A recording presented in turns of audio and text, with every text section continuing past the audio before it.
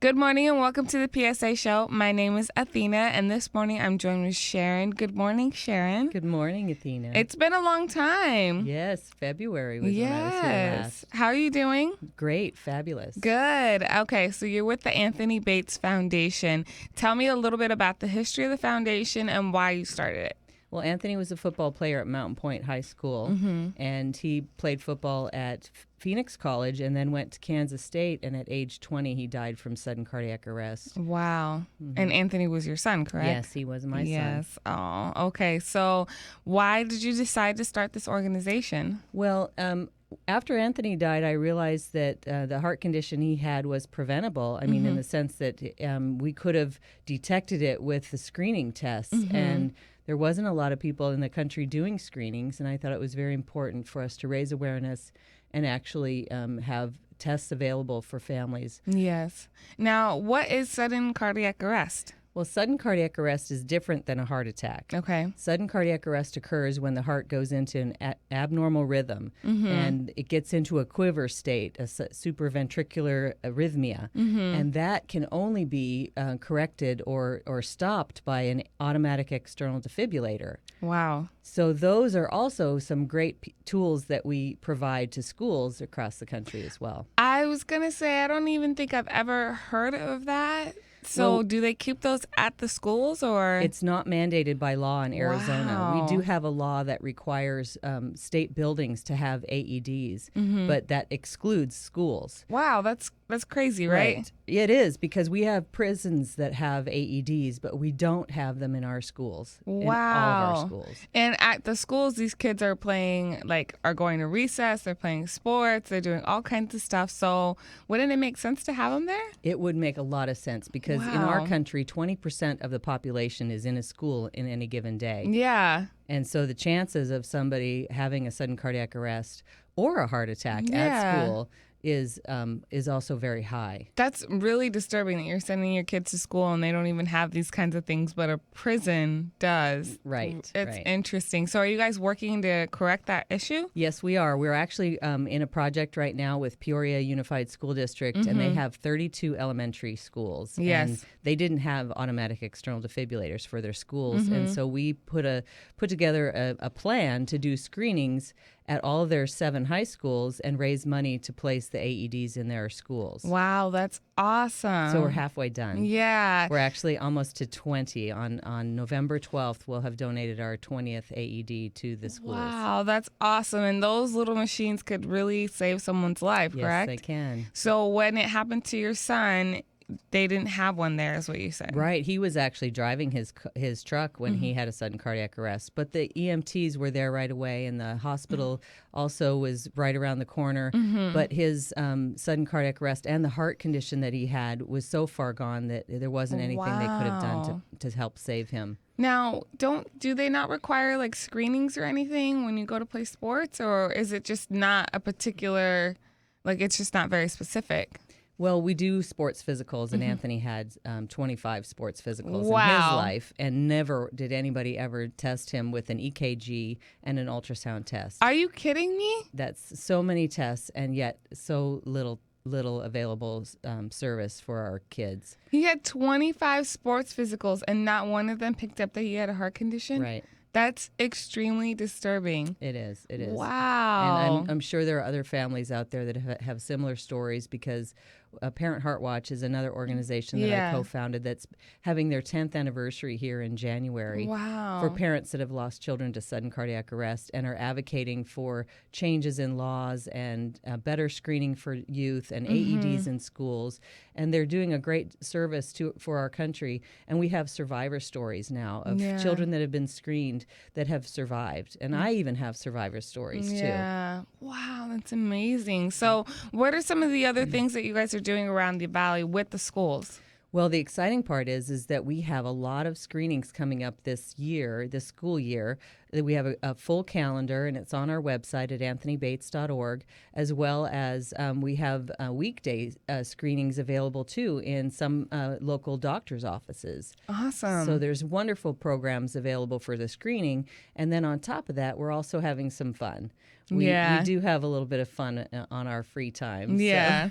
So these screenings are at low cost to the patients and the students? All of our screenings are free. We Oh, ask okay. for donations. Yeah. And the donations are suggested to help us keep the lights on and Yeah. to provide automatic external defibrillators for schools. To basically cover the basic cost. The basic costs, Yeah. the paper, the printing, the things that you don't see at the event, but Yeah. some of them you do. We do also put food on the table for our volunteers during the screening day, so we try to provide some good service. So how many screenings do you guys have throughout the year? Could you say approximately? About 10. That's awesome. Yeah, and then on top of that, we have the weekday ones, so we probably will triple our numbers over the next 12 to 24 months. That's awesome. That's great work that you guys are doing. Now, what about, you said that you have a lot of volunteers. So there's a lot of people that help put on these different screenings that are working for you guys, correct? Well, sure. We have regular folks help us with registration, and we have also medical people help us with EKGs, and even medical students supporting us, and school nurses and fire departments. And of course, you can't do this without the doctors. So it's wonderful to have doctor support from various organizations throughout the Valley. That's awesome. It must be a lot of work to keep this going, because I can imagine that, sometimes you do get those EKGs that come out abnormal. What do you guys do then? Well, we do have what we call an abnormal letter. The first thing that we encourage folks to do is go to their family doctor after they have an abnormal result, because it could be as minor as high blood pressure. It could be as major as a condition that could cause sudden cardiac arrest, like in my son's case. Or in Sam's case, a little boy, 13 years old, came to our screening, and he had Wolff-Parkinson's White, which is an electrical problem. Yeah. And that was in August. And then right after that, he went to his family doctor, and then he went to Phoenix Children's Hospital, and then he also had surgery and corrected his heart problem. Wow. And so he can go back and play soccer now. Wow, that's So I'm really excited about his save. Yeah, and sometimes kids, too, at a young age, they don't even realize that they have anything going on, because that might just feel normal to them. Well, and even in Sam's case, he had no symptoms at all on his paperwork that showed that he was having heart palpitations or dizziness or shortness of breath or chest pains. None of those were checked off as yes. So for his case, it was a hidden heart issue that his whole family didn't even know he had. Yeah, and that's what I mean. Sometimes the kids may have those symptoms, but they don't even know that those are symptoms. They may just think that's like, oh, that's just what happens when I run, because they don't pay attention to those kinds of things. As kids, they're not aware. So you guys are really putting that extra step in there for the families and for the parents to make sure that their kids are healthy, especially while they're playing sports. Well, and the exciting part is we do screenings for families. Yeah. It's not just children that are coming to our screenings. Oh, it's really? People 12 and up. So you get children, obviously, in their sports careers, and then their families, their moms and dads, and their uncles and brothers and sisters can get their hearts checked as well. And you guys have had a lot of patients come through. Have you had a lot of people with the abnormal EKG before? Yes, our results are consistently 10 to 20% of the people that come through have hidden heart issues. So. Yeah. And they need to get those checked out immediately. It is very imperative because you don't necessarily know that dizziness you're having is heart issue, but it could be. Yeah. And so you try to share as much information as possible, but the important part is that they have a red flag and they get into the right kind of care that they need. Their doctors are there available for them to help support them along the way. Yeah, that's awesome. We're just the first step. Yeah. It's so crazy because talking about both. So I actually have Wolff-Parkinson's White too. And I got it because I went in for a breast screening, just to make sure everything was cleared in the breast area. Yeah. And the nurse, she was like, something looks kind of strange here. And she picked up on it. Good. And she's like, she's like, I'm not a doctor or anything. She's like, but you should just get this checked out just to double check. So then when I went to my cardiologist and he was like, oh, yep. And then I had 2 procedures done after that, that corrected the heart thing. And I knew that my heart felt different, but I didn't think anything of it. I was 19 at the time, so I was like, oh, whatever, it's just me, Oh, look, a cute boy. And I'm getting I'm getting anxious or, I'm stressed out or whatever. So I honestly didn't think anything of it. So it's crazy that taking that extra step just as precaution could really do change things for you. So it could. And yeah, you were very fortunate, and I'm really glad that nurse said yeah. something to you. Afterwards, when I went back for my follow-up for my breast exam, I told her, and she was like, oh, well, good. I'm glad that, like, you got it checked out. And she's like, I'm not glad that you have anything, but I'm glad you got it checked out. So that's wonderful for you and for the nurse to share that. So you guys are a nonprofit organization, so a lot of what you guys do is based off donations, correct? Yes, that's what keeps our lights on, so to speak.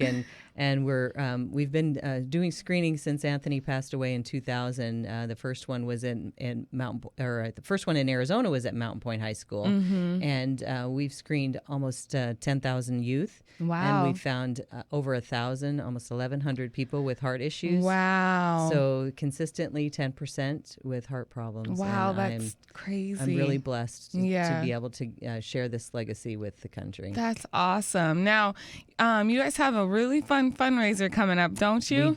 We do. We're going to be at Let It Roll Bowling. It's a bowling alley on 12th Street and Dunlap on November 16th at 7 to 10 p.m. for Cosmic Bowling. Awesome. Come out and help the Anthony Bates Foundation share in the fun. And, there'll be a few prizes, some celebrities, a DJ. It'll be fun. Yeah, and just bowling for a good cause. I'm all about that. Yeah, it is good. So dust off your shoes and come on out and have some fun with us. That's so fun. Now, all throughout the year, people can donate even if they can't make it to the fundraiser, correct? That's right. And the end of the year is coming up, and I know that the IRS likes to have those donation receipts from people that donate. So we're open to receive donations at any time from all our friends out there that support our cause. That's awesome. And because you guys are a nonprofit, it is tax deductible, like you said. It is very tax deductible. Awesome. So tell them the website again so they can get more information. The Anthony Bates Foundation website is anthonybates.org. Awesome. And then